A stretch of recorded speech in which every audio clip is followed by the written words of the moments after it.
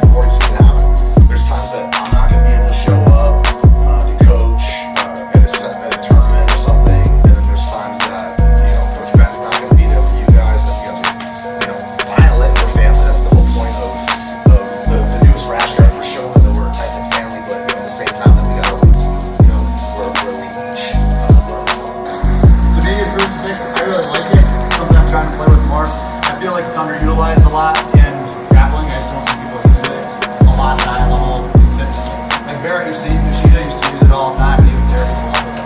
Like even at like EBI and stuff. And you also got to keep in mind when he was doing that EBI, he was like fairly old compared to all the other people he was going against. So me watching that, someone just getting a little older, like boy, if Barrett can do it at a high level when he was probably past his prime, it's probably something we should be looking at too. I like it a lot because it gives you an advantage. Anytime I can get someone in a position where I feel like I have an extra limb, they're tied up, just common sense to me, that's a good place to be because they're in deficiency, right? That's kind of why I like working with those. We're just going to start right from a basic like spiral ride type position. So what I mean when I say that, because that means different things to different people, I'm going to have my knee next to his, my hip next to his. I have my foot up here in this area somewhere, and I've got an over-under grip here. Okay? So we're here. Chris has his elbows tucked inside a little bit, so it's not going to be easy to get the hooks. So I'm going to start to take my right hand and isolate his wrist and pull it in. Or even hold it out, I don't care as long as it's out of the way so I can get my hand in. Right? If I try to start working my arm along to the choke, it's just going to go 2 on 1. I've already in a bad spot, right? So I'm here, I let go of my ball and socket grip, and I control his wrist. Now I'm on one arm versus one arm for the choke. If Chris does absolutely nothing, which won't happen, at least more than once, right? I'm going to dive under, I stay under his chin, I make that V with my elbow around his neck, I grab the shoulder, I would just let go of Chris to make a choke right there, right? It's so tight, so quick, I don't have chokes or anything, I would squeeze it, right? The likelihood of that happening is about 0, right? We're still going as if we're setting up that right? That's why I'm long with my body. I go back to the table, sit down the neck, my chest goes back, and we're rolling over his head like we talked about Chris turning here. You gotta force him to roll. How about you roll like he does like Peterson style? That's the one I'm asking about. So yes, I still keep I can keep the hand here. I like to go here and just keep his head adjust. If he's posting out to the right, it's not going to matter. We're going this way. Doesn't matter. Right? It'll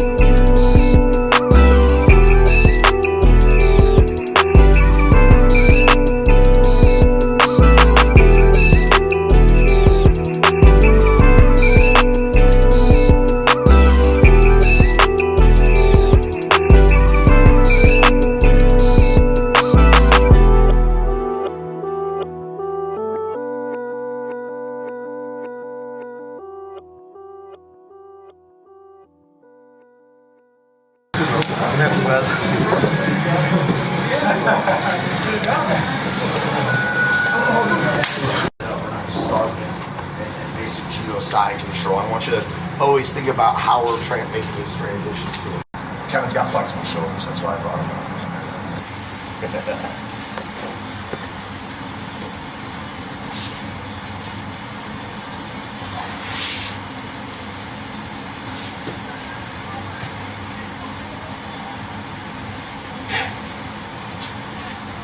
Okay, so old school. Once we're here, what I want to do is I'm going to slide back to grab the wrist. Control of this arm is essential. That's why, like C1, the first escape in C1 is from judo side control. The first thing he does is frame on my neck, and he shrimps and drops his elbow to his hip. That's to neutralize the power of what I'm going to show you the rest of the day today. So from here, old school path.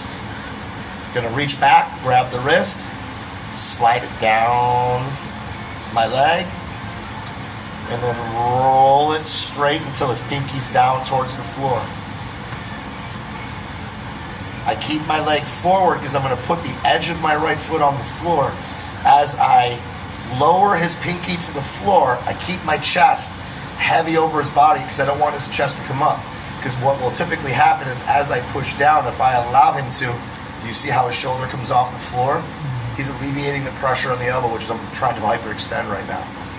So, as I push the wrist to the floor, I keep my body weight spread over his upper body, and I'm going to lift my right knee off the floor to get the straight arm lock. Let's see how warmed up I am right now. To assist that, I can bring my foot up and push that to the floor as I lift my knee off the floor. All right, those are two real basic submissions. Basic Jiu Jitsu 101 right here. However, where it starts to get nice is as we work this position down this way, he knows that straight arm lock's coming. That's more of a distraction to get him to bend his arm. Because what he wants to do is now he wants to bend the arm to pull it back towards his face.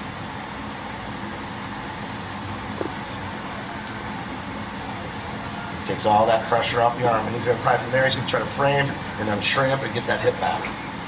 Or get the elbow back in the hip, get his T-Rex.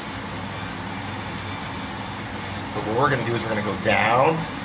As he turns the thumb towards his ear, I'm going to slide my left leg and then walk it deeper underneath the knee to his head and then lift my leg, trap the elbow by triangling, or trap his wrist in the crook of my knee as I triangle my legs.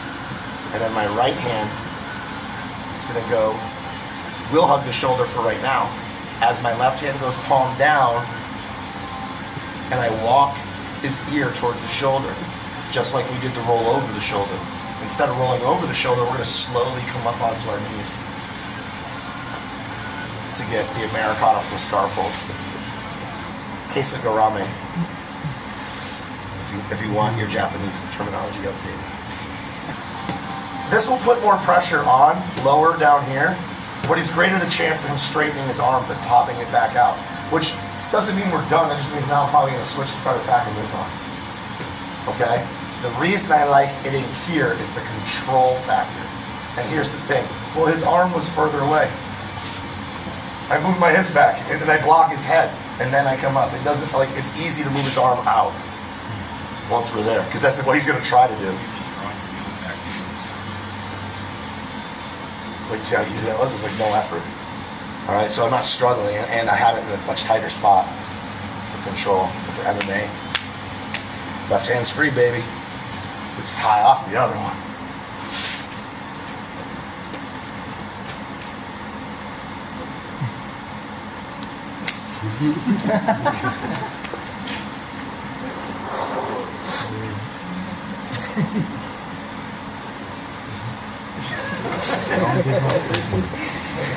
Easy. Such a good clinch.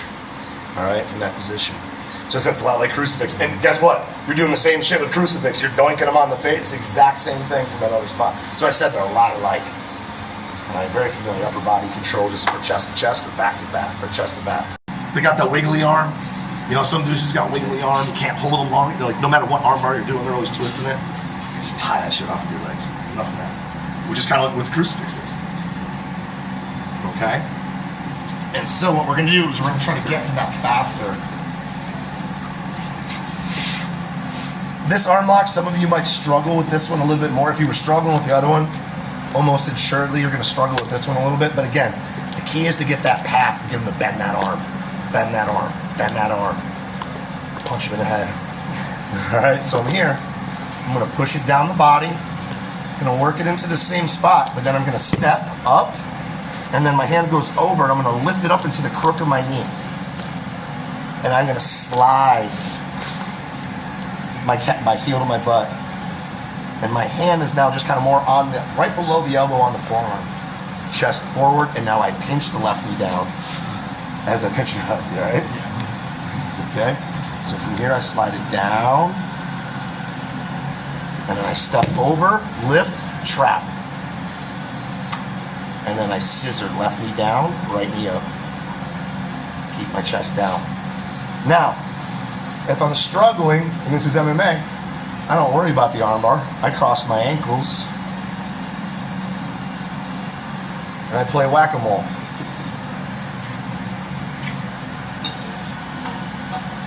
Or better yet, and now there's no whack-a-mole, it's just whatever I want to hit, I hit. All right, lots of stuff I can do with that forearm.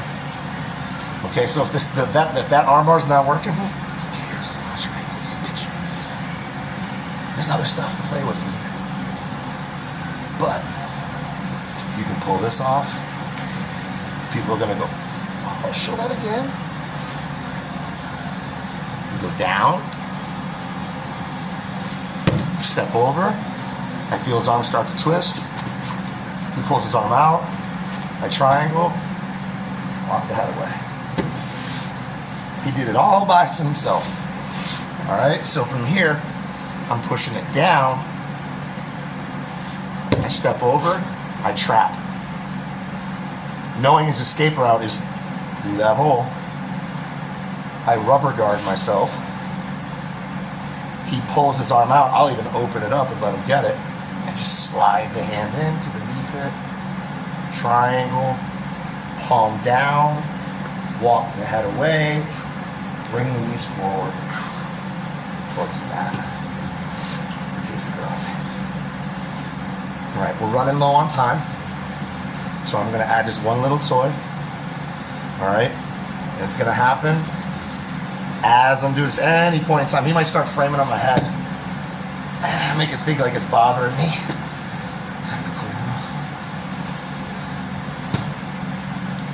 And then I get to for the price of one. $100. I said $50 if somebody hits this in an MMA fight. But then Doug's like, well, you gotta give him 50 for each one. Trying to drain my pockets, but yeah. If you hit that, I'll give you $100. 50 for each Americana. All right, because Americanos are so low percentage. Why? Because this is one of the first things you learn to look out for. Because every dude that weighs at least 5 pounds heavier than you is gonna try to Americana you from side controls away, though. And it's just going to go on increments. The heavier they get, the more likely. They're going to be in side control trying to get this on your mount every time. That's what they're going to. All right, so what happens is you build a tolerance up to this one. But man, this one's a sneaky one.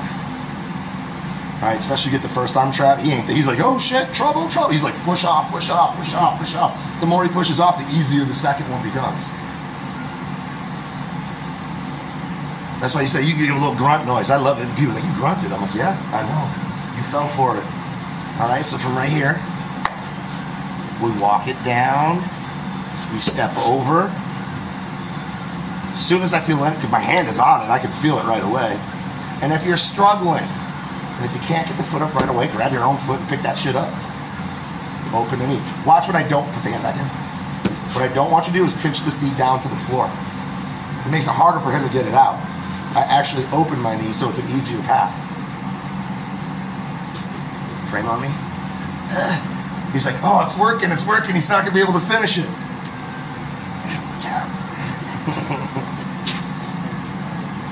Don't ask him, just be satisfied it was both at the same time. Because I know what you want to ask. Which one was it? Let it be a mystery. Wow. Oh, I know. I would have got the other one. That one would have just broke first. Okay, go play. Ready? Nothing to add. Good class. Yeah, nice job today, guys. We didn't do live drills today because we're gonna do some rolling. But we have some announcements first before we get rolling. I think we wanted to start. I do. So, go grab my bag. Yeah, go ahead.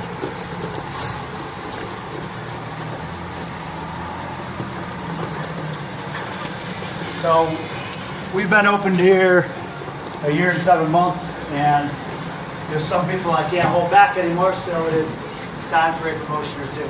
So the first one, my first blue belt since we opened the gym is Big John.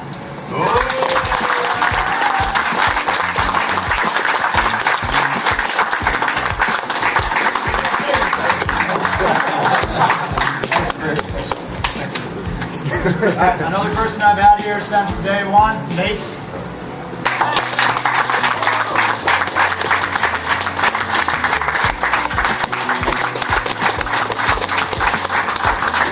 The last one, Christy.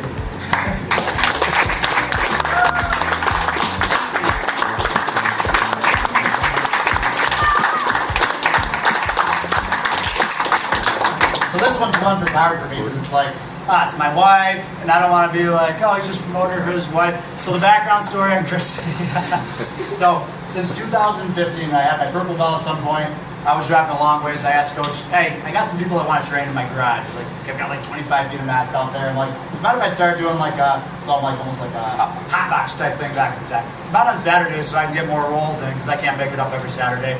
We just started doing like a small like jiu-jitsu study group up there. So since for 2015 it started just Brad and I, right? That was it, just us out there. And then Christy had come out. I would tell her that she wasn't doing things right. She didn't like that, so she quit for a couple months. It would be on the edge whether we're gonna stay together or not. But I'd be like, hey, this is my thing I do. Like, you're welcome to be part of it. Or stay in the house. Like, I don't care. Either way, Brad and I are gonna be out there drilling, right? And then over time, we got more and more people that started coming up. I think there was 2 or 3 different times Christy would come and she'd really be into it for 4 months. She'd get mad about something, she'd quit, right? And then the last 6 months before we opened the gym, like something changed, and she's like, I want to do this for me, right? And she stayed with it. She didn't talk back anymore. We stopped fighting, and she just actually, like, I could see she was locked in like everybody else. Like, I'm here to learn now. So she's been doing it on and off for a while, and then since we've been at the gym, unless there's a kids basketball game or something, Christy's here all the time. We're on the desk. She's at every class, and it's a lot of hard work. She's done every single tournament we've been in, same thing. She's been competing at.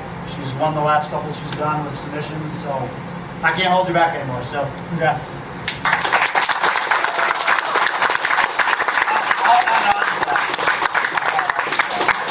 So again, congratulations to everybody, well earned. For everybody else, it's not like a punishment that you didn't get promoted today. It just means we're not quite there yet. Like a lot of the people that are here as we're growing haven't been here since day one, right? Just a little further behind on reps. There's some people that are really committed and coming all the time now. A couple of things we're looking for specifically. I'm not gonna never promote someone if they don't compete, but if I see them out there doing the stuff, it makes it faster, right? It accelerates it. I guess the other thing too is learn the warm-ups. There's some people in here, the 3 people I talked about probably know the warm-ups better than anybody in here, including myself sometimes. It's, John, how's this one start? And then I'm good to go, right? Once in a while.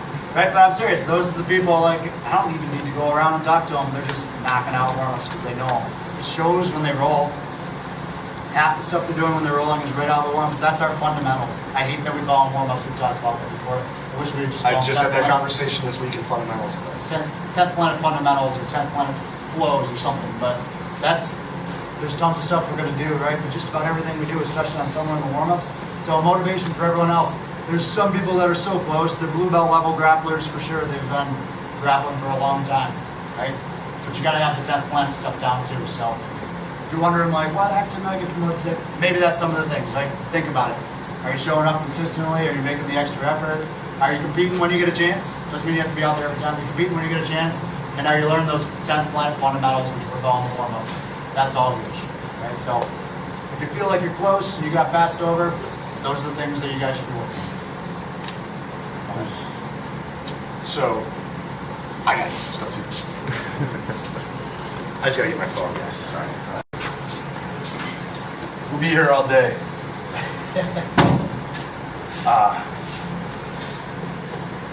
If we did it, this is a special promotion for 10 Planet Back. This is the first one in house. We've been around for a while, so we have some promotions. So it's not as new and shiny as for us. So, and I got a bunch today. But to piggyback on what Ben said, is that especially when we do promotions like this, it's actually a little bit more difficult. It's easy for me to promote an individual when I got one person to promote.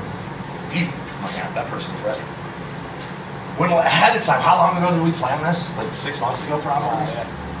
I've already had people that were ready to be promoted by then, and I was like, I'm gonna wait. We're gonna make it special. We're gonna do all at the same time.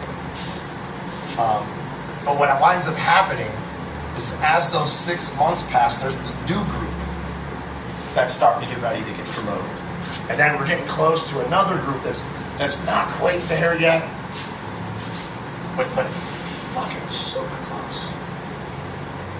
We're gonna wait like this.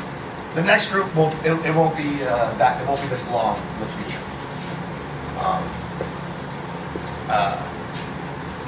Because I got so many that are so close. So I actually had to have conversations with Doug about this, because I was like, because of that space, and it's awkward again. Like when we do it like this, because we got some people like, man, I can promote them a little early, but everybody knows I don't do that. I'm sorry. All right, I'm a difficult grader. Doug, I'm not gonna say who, but Doug had to go, hey, don't forget this, this, and this on a couple of people, and I was like, okay, you're right. So if you'll never know. All right, but let's do this.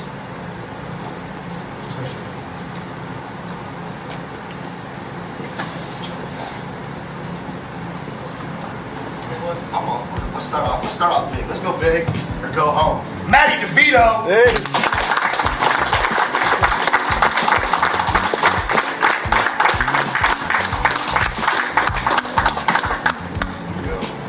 Come on over here. Come on over here. Keep the line up.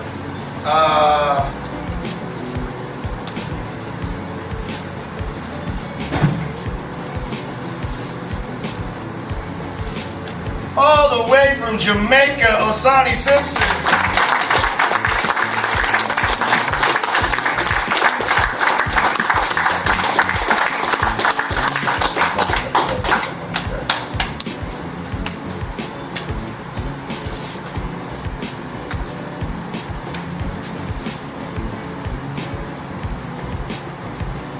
Most likely to be seen on a wanted poster, Jose Blanco.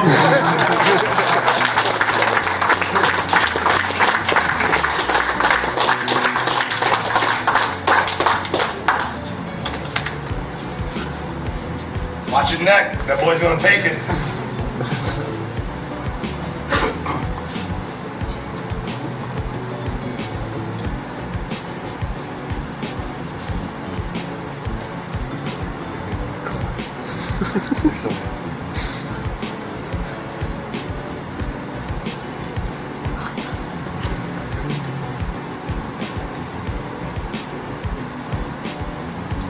Broken knee won't stop thee. James Clark.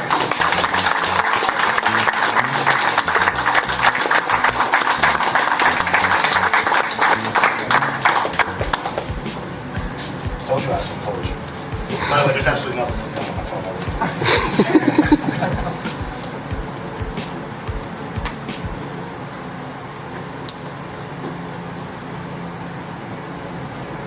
Now the problem is I did it twice. I gotta keep up with it. It's kind of hard to do.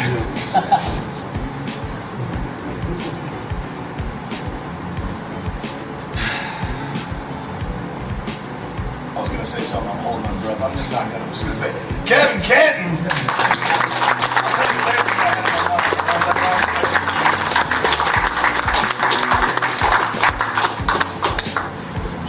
Doug, you should be up here. Get up here, man. Hey.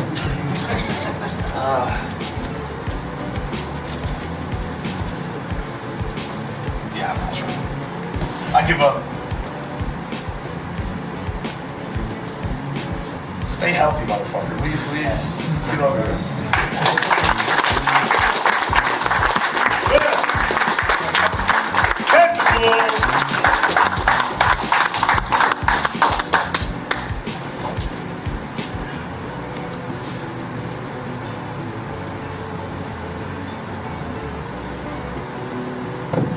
Don't promote a lot of people.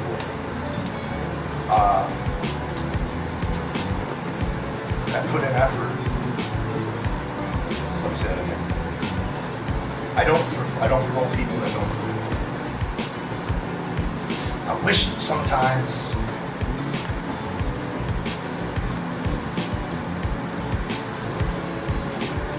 again, I go back to the idea of not having belts.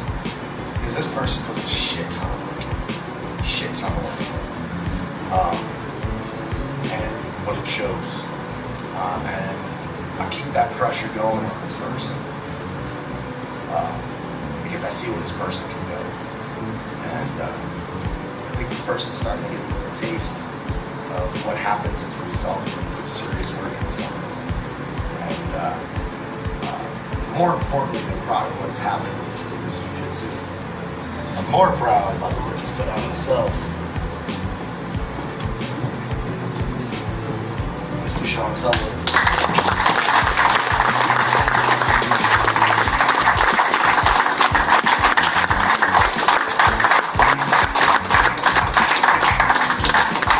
Now, you can wear those shorts.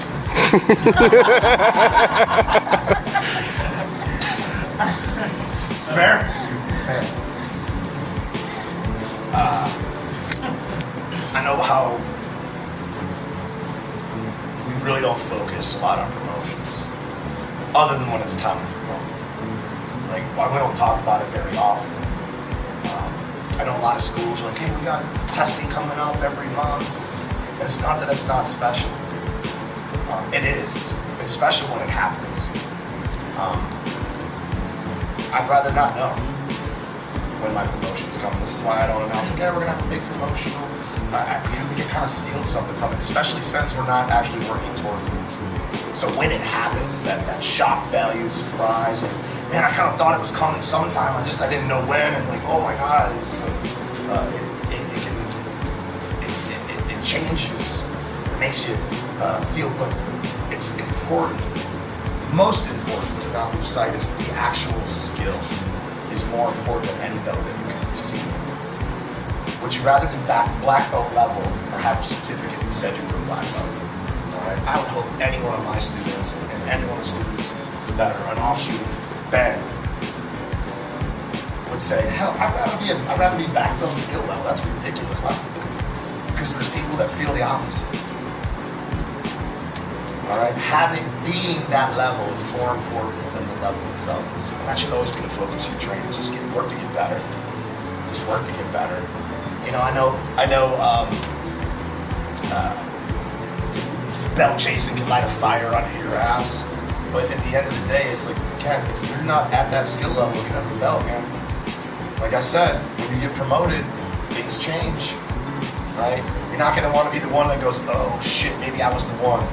I was the one that had to be a discussion about, right? I never see it. Everybody goes out there and does their thing, all right? But like that motivation should be driven just for wanting to get better. Don't worry about belt rank shit, especially if you didn't get promoted today. Just keep working. Again. What's the end result going to be? You're going to be better than you were today. All right. Congratulations to all the deeper colors. Congratulations on the level up.